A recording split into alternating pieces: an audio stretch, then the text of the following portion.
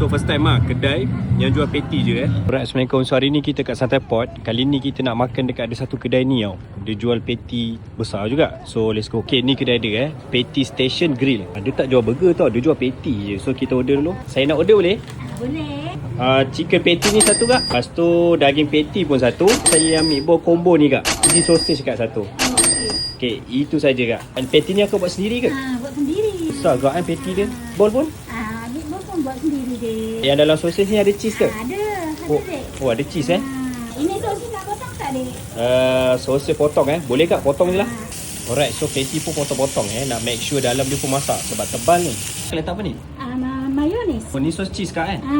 Cheese dek. Okay, sos cheese sos cili. Sos Okay, cili. so ada sos cili Okay, so depan saya ni dia patty daging dengan patty ayam homemade daripada Patty Station Grill. Bismillahirrahmanirrahim. Memang terasa lah, dia punya daging memang terasa daging lah. So kali ni kita rasa patty ayam pula. Bismillahirrahmanirrahim.